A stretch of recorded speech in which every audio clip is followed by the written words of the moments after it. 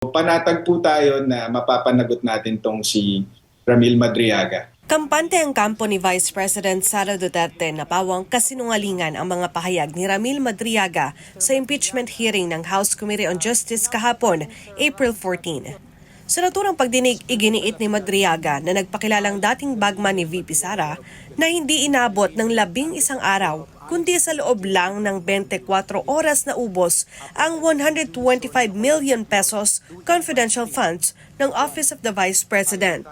Pero ayon sa legal counsel ng Vice Presidente na si Attorney Salvador Paulo Panelo Jr., walang anumang basehan ang mga alegasyong ito. Una na ring itinanggi ni VP Sara na kilala niya ng personal si Madriaga. 1,000,000% kasinungalingan ito kasi never naman siyang naging involved sa pag-handle nitong confidential funds. Wala siyang kinalaman kay VP Sara. Wala siyang kinalaman kay VP Sara. At so ibig sabihin, walang katotohanan yung sinasabi niya tungkol dito sa confidential funds. Binigyan din pa ni Attorney Panelo na walang matibay na ebidensya ang mga paratang ni Madriaga kumpara sa 18 dating Marines na nagpakita umano ng mga larawan ng mga transactions bilang patunay. Ang problema kasi kay Ramil Madriaga dito sa mga mabibigat na alegasyon niya laban kay VP Sara, laban kay Pangulong Duterte, pati laban kay Ombudsman Martires, pati si Attorney Ryan Kilala, sinabi niyang tumanggap ng pera, wala siyang katibayan. Laway lang ang puhunan niya. Binatikos din ni Panelo ang testimonya ni Madriaga kung saan ginawa umano siyang dummy sa mga bank account noong panahon ni dating Pangulong Rodrigo Duterte. Paliwanag ng abogado, kahit malumagda si Madriaga sa isang bank waiver, hindi nito mapapatunayan ang koneksyon sa dating Pangulo. Pagka pumirma ka ng waiver para dun sa mga account na yon, anong mapapatunayan mo lang na merong account sa pangalan ni Ramil Madriaga, actually kung ano man yung laman, yun ang laman. Pero whether si Pangulong Duterte ang totoong may-ari ng account or may mga pera galing sa kung kanino mang tao, hindi mo yun mapapatunayan sa pagpirma ng bank waiver.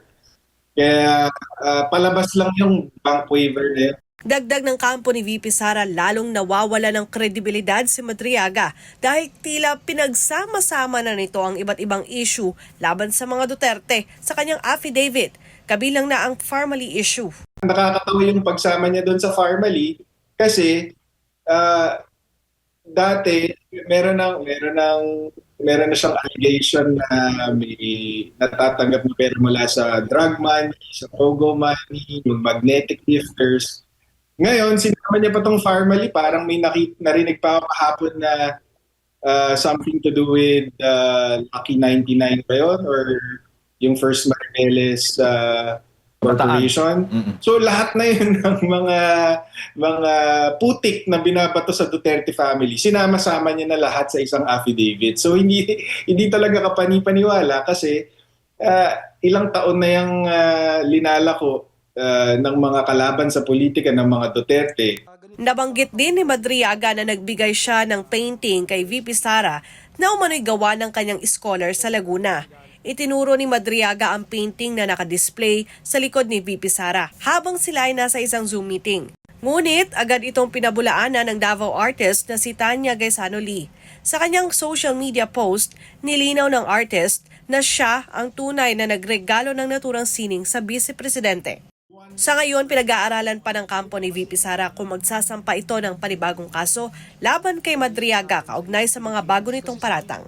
Para sa Diyos at sa Pilipinas, kung mahal, Daniela Paulite, SMNI News.